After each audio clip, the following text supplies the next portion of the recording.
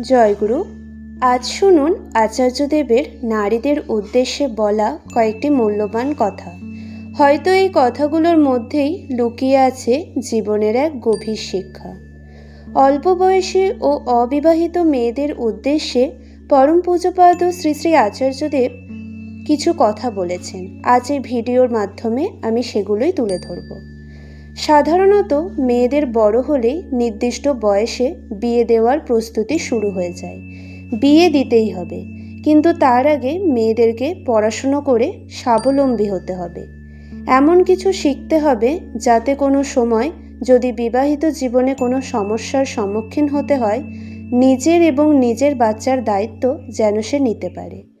এইভাবে যোগ্য করে মেয়েদেরকে তারপর বাবা মাদের বিয়ে দেওয়া দরকার।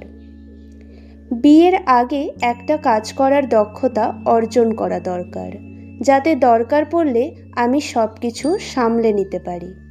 এই কথাটা মেয়েদেরও বুঝতে হবে। তোমরা মেয়েরা চাইলেই সব পারো, তাই স্বাবলম্বী হওয়াটাও তোমাদের হাতেই। না বুঝে না শুনে শুধু মেয়েকে বিয়ে দিতে হবে বলে দিয়ে দিলাম, তা কিন্তু কোনোভাবেই সঠিক নয়। মেয়েরাও বিয়ে নিজের ইচ্ছায় করে নিল, তাও সঠিক নয়। মেয়েদের স্বাবলম্বী হওয়া খুব দরকার। জীবনের যে কোনো পরিস্থিতিতে নিজেকে সামলে নেওয়ার তুকটা জানা খুব দরকার। পরনির্ভরশীল হয়ে থাকলে চলবে না। নিজেদের তৈরি করতে হবে। প্রয়োজন পড়লে কাজে লাগবে। একটা কাজের জোগাড় করতে হবে। তোমাদেরকে যে অনেক কিছু সামলাতে হয়, তাই ভবিষ্যতে চিন্তা করে পা ফেলবে। ঠিক এইভাবেই আচার্যদেবের বলা প্রতিটা কথা আমাদের জীবনে সৎ পথের প্রেরণা হয়ে উঠুক।